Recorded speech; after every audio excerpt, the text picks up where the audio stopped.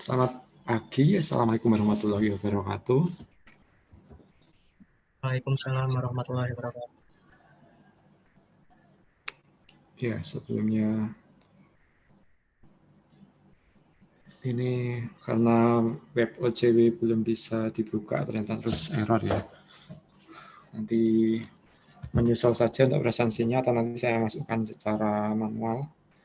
Oke, sebelumnya ini badan kurang beberapa hari lagi, jadi mungkin sebagian sudah pada mudik ya.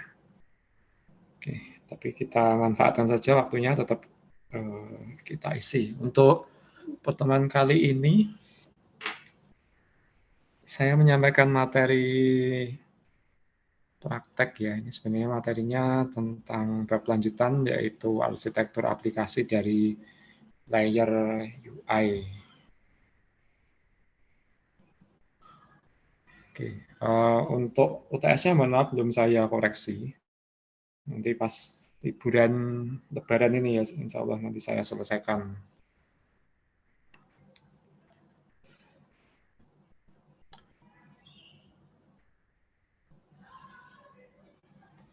Oke, saya share screen dulu. Nanti mungkin tidak terlalu lama, mungkin sampai jam 11 sudah selesai mungkin ini ya. Oke, kalau di slide yang selanjutnya itu arsitektur aplikasi dari sisi UI-nya. Tapi nanti sebelum ke sini saya perlu menyampaikan materi ini ya, sebelum masuk ke sini ya. Untuk arsitektur aplikasi dari sisi UI ini, pada intinya nanti ada cara atau pemisahan ya. Nanti kita memisahkan untuk coding, menampilkan data, nanti ada bagian yang mengurusi data, kemudian nanti ada bagian kode yang mengurusi tampilan gitu. Datanya bisa macam-macam, misalnya datanya dari database atau dari tempat lain yang kita akses melalui internet, gitu. Misalnya ya dari server atau dari komputer yang lain. Oke. Sebelum ke sana nanti ada beberapa istilah yang perlu saya kenalkan dulu ya.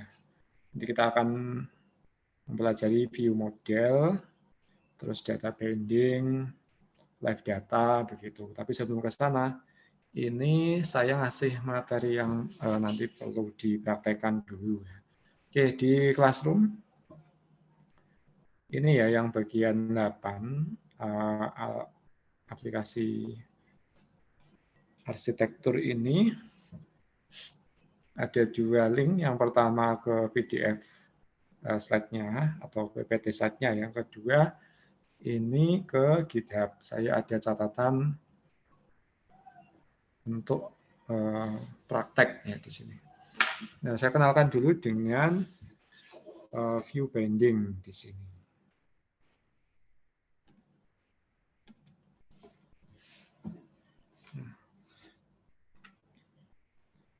Seperti yang sudah pernah dibuat ya, itu kalau kita membuat project Android nanti ada dua bagian. Nanti ada bagian tampilan, kemudian ada bagian kode program.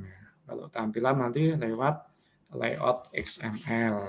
Kemudian untuk kode programnya nanti di source code yang ditulis pakai bahasa Kotlin. Atau nanti kalau pakai Java ya bahasanya Java begitu ya.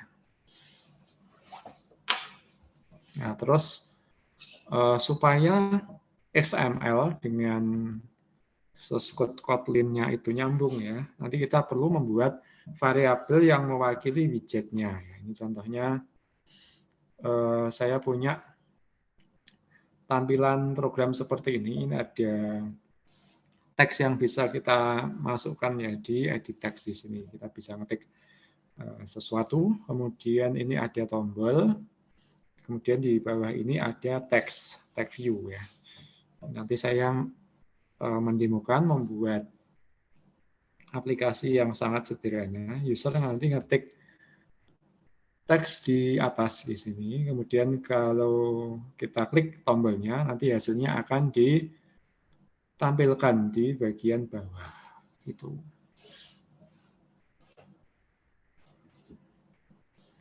Oke. nanti akan saya buat jadi assignment ya. Ini untuk linknya sudah ada di Classroom. Oke, kalau ini kita demokan, aplikasinya sederhana sekali, misalnya seperti ini ya. User ngetik sesuatu, misalnya tes, klik tombol submit, ya, kemudian ada hasilnya di bawah ya. Testing, jadi nanti testing gitu. Jadi ini ngambil apa yang diketikkan oleh user, kemudian akan ditampilkan di tag view sebagai input text gitu.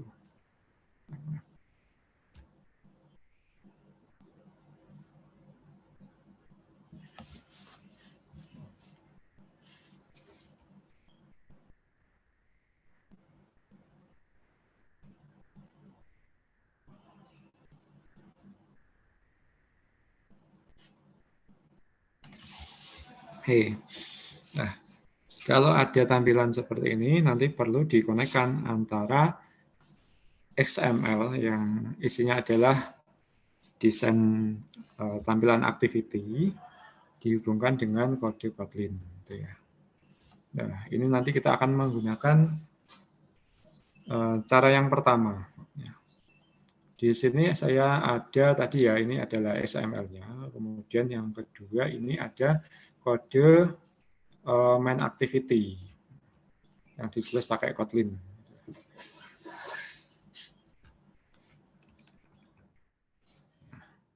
Biasanya nanti kita membuat variabel ya, isinya adalah objek dari widget yang kita buat gitu. Misalnya tadi ada form yang user bisa ngetik tag di sana, gitu ya. Ya, ini ada tag, ketik tag di sini, ini adalah form. Nama widgetnya adalah edit text. Nah, supaya nyambung bisa di coding ini ya, bisa kita tambahkan logic program, kita harus membuat variabel nanti di kode Kotlin. Nah, di sini bikin value edit text input sama dengan ini saya pakai metode atau fungsi find view by ID. Jadi nanti edit text-nya ini yang mana kalau di XML begitu ya. Find view by ID ini gunanya untuk itu. Misalnya kita nanti punya beberapa edit text, ya, nanti bisa dibedakan antara edit text satu dengan edit text yang lain. Gitu. Nah, ini nanti find view by ID diikuti dengan nama atau tipe widgetnya, yaitu edit text, kemudian di dalam kurung rid.input ini adalah ID dari widgetnya, gitu ya. Terus yang kedua ini untuk widget yang kedua nanti untuk tombol atau button. Terus yang ketiga ini widget untuk tag view yang menampilkan tulisan ya yang diinputkan oleh user tadi. Nanti kita harus membuat seperti ini ya. Pokoknya semua widget harus dibuat variabelnya dulu. Terus di sini kita mau menambahkan listener ya, on click ya. Ini untuk agar nanti kalau tombolnya diklik ya, ada action yang dilakukan ya. Jadi button submit ini nama variabel button atau tombolnya, kemudian saya tambahkan atau saya panggil set on click listener. Ini isinya adalah kode yang dieksekusi kalau buttonnya diklik ya. Ini yang dilakukan apa? Yang pertama ngambil teks yang diketikkan pada ini salah ya, pada edit text bukan tag view. Nah, nanti tadi variabel edit text-nya, edit text input kita ambil teks yang diketikkan oleh user ini pakai .text .toString. Kemudian hasilnya ditampilkan ke tag view ya, ini tag view .text nanti kita isi dengan itu tadi apa yang diinputkan oleh user itu. Nah, itu cara yang pertama seperti itu. Nah, terus nanti kita akan melihat cara lain ya, yaitu pakai view binding. View binding ini. Oke, ini nanti kalau dijalankan hasilnya seperti yang tampil di video yang saya upload di YouTube ini. Nanti bisa dilihat. Ini saya nggak menjalankan IDE karena berat sekali ya ini. Memorinya kemakan banyak lah. Ini saya kepikiran kayaknya apakah ini masih apa ya istilahnya? Kalau coding mobile ini ya,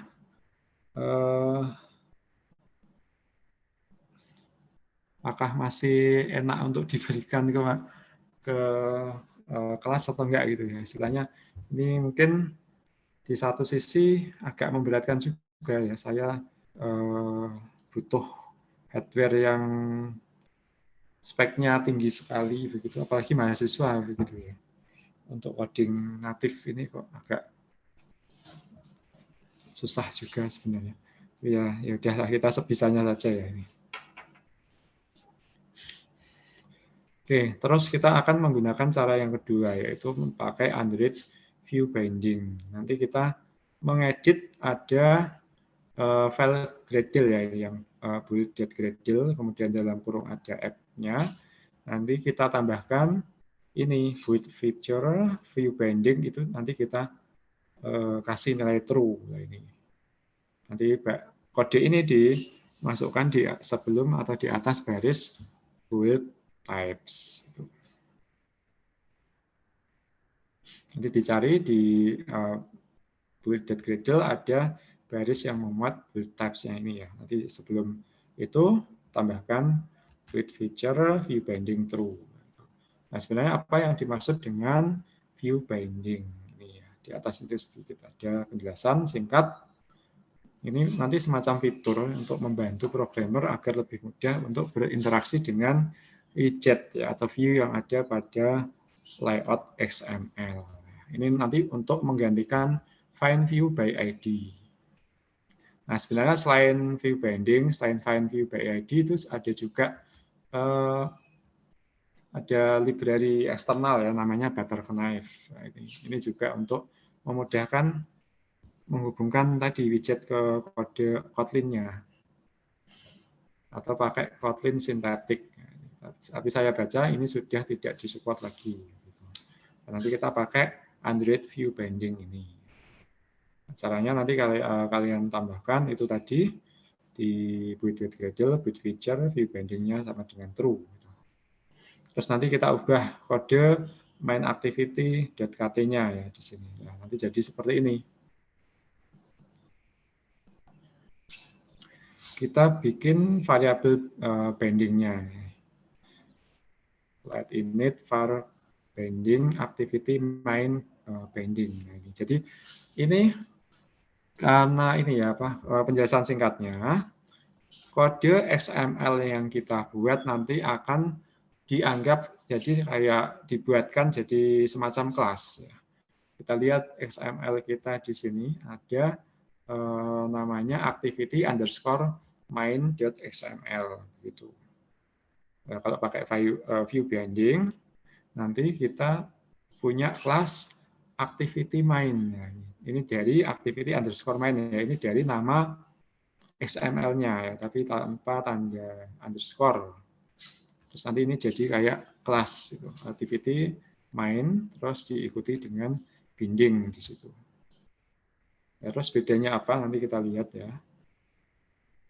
Setelah super on create nanti kita ubah jadi seperti ini, binding sama dengan activity main binding. Nah ini kodenya kelasnya dipanggil, kemudian pakai metode inflate. Nah, ini nanti dimasukkan layout inflator sebagai parameter.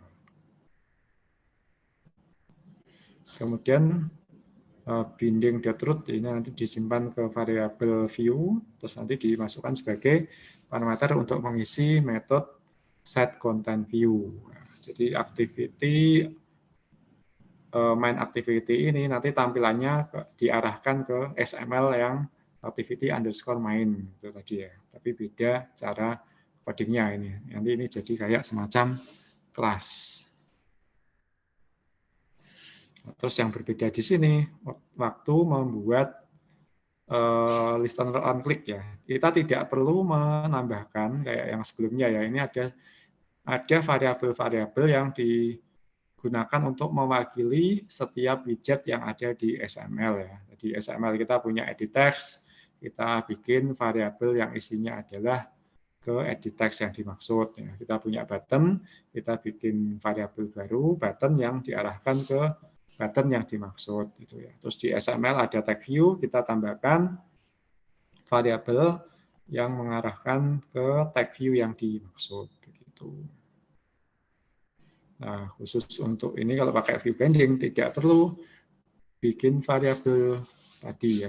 Jadi tanpa variabel tag view, edit text, dan button.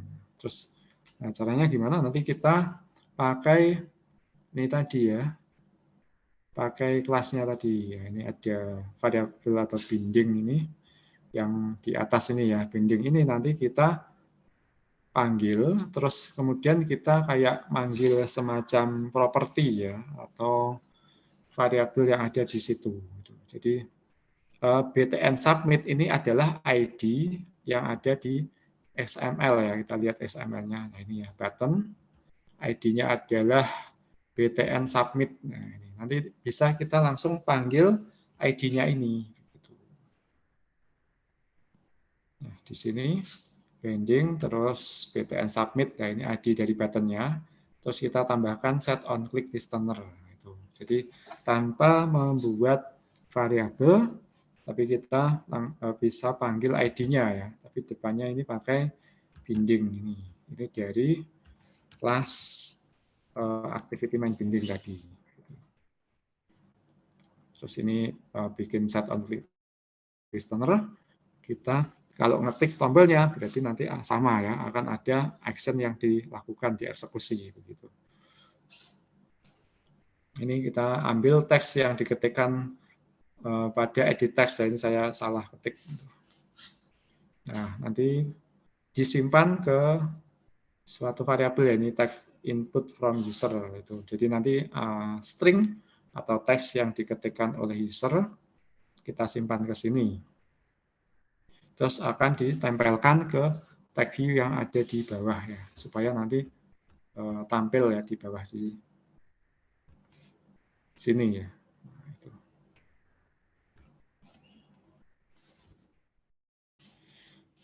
Ini pakai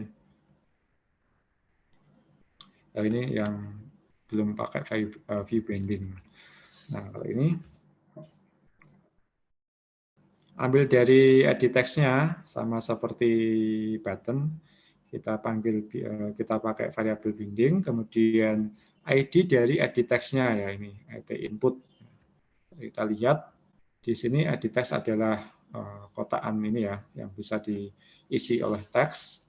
Kita lihat edit text-nya ID-nya adalah et input. Nah ini et input, terus .text .toString ini ngambil teks yang ada di situ ya, yang diketikkan oleh user, kemudian kita simpan ke variabel text input from user. Habis itu kita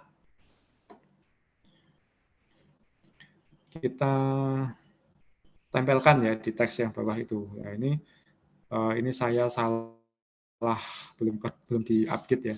TV output ya ini harusnya. Ini sudah saya update belum? Tag view. Nah ini TV output. Ya, ini tag view TV output itu yang ada di bawah sini tadi. Ya, itu. Nanti apa yang diketikkan oleh user akan ditampilkan di bawah. Nah ini nanti saya update. Ini TV output harusnya ya sesuai ID-nya, terus .text ya nanti akan digantikan teks yang tampil ya di situ digantikan dengan teks yang diketikkan oleh user. Itu pengenalan view binding. Kalau ini nanti bisa di running, kalau di running nanti hasilnya sama ya. Nanti kita ngetik di dalam edit text, hasilnya akan muncul di bawah. Gitu. Oke, itu nanti kalian coba. Ya, kalau laptopnya kuat, ya. Kalau nggak kuat ya minimal kalian baca. Terus ada pertanyaan, nah ini nanti saya buat jadi assignment ya. Nomor satu, apa perbedaan antara sebelum dan sesudah menggunakan Android View Binding? Di situ. Yang kedua, apa keuntungan yang didapatkan dari penggunaan Android View Binding di sini? Oke, itu setelah ini nanti saya beri waktu ya, nanti kurang lebih ya 24 jam untuk menjawab pertanyaan ini. Ini nanti saya buat assignment di Classroom. Yang tugas-tugas sebelumnya ya nanti saya selesaikan waktu liburan ini untuk koreksinya. Oke, itu singkat saja saya menyampaikan tutorial ini. Nanti setelah ini ada materi baru masuk ke itu ya, view model, kemudian live data. Oke, mungkin ada yang ditanyakan.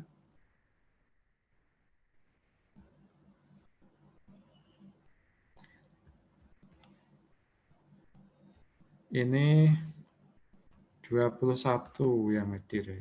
Saya screenshot dulu nama-namanya.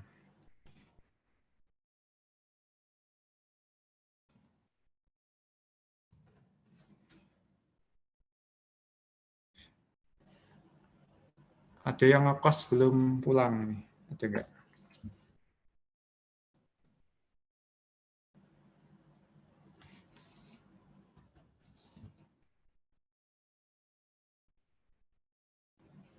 Sudah pada pulang semua?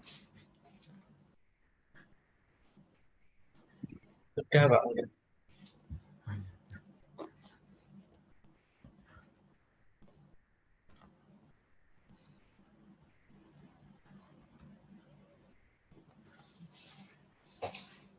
Oke, itu ya. Oke, kalau tidak ada pertanyaan saya cukupkan. Ini saya buat assignment untuk tugas praktikum.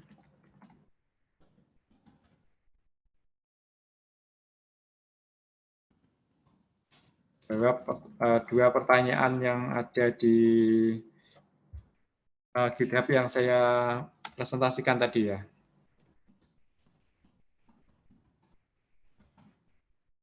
Buat assignment-nya dulu. Jadi nanti waktunya sampai ya, besok.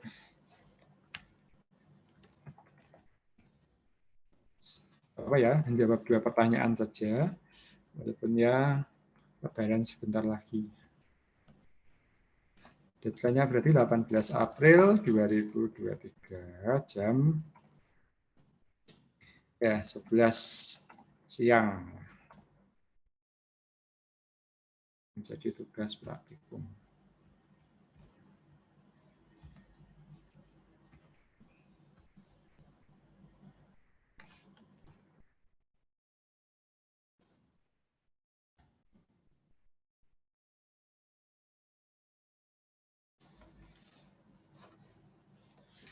Oke, sudah. Kalau tidak ada tambahan, saya cukupkan.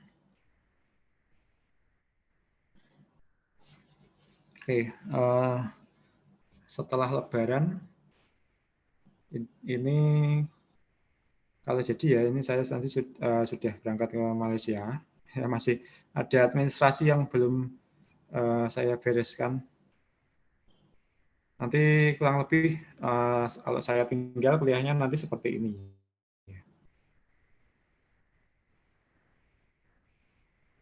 Ya, cukup. Kalau cukup kita cukupkan dulu. Selamat apa ini? Ya, mungkin yang Muslim ya seharusnya nanti fokus beribadah ya menjelang Lebaran. Mungkin yang lain mungkin juga sedang liburan, nikmati waktu dengan keluarga. Ya selamat menikmati liburannya. Mungkin yang nanti baru mau mudik, ini ya hati-hati di jalan. Oke, itu saja. Terima kasih. Selamat siang. Wassalamualaikum warahmatullahi wabarakatuh. Waalaikumsalam warahmatullahi wabarakatuh. Terima kasih, Pak. Terima kasih, Pak. Terima kasih, Pak. Terima kasih, Pak.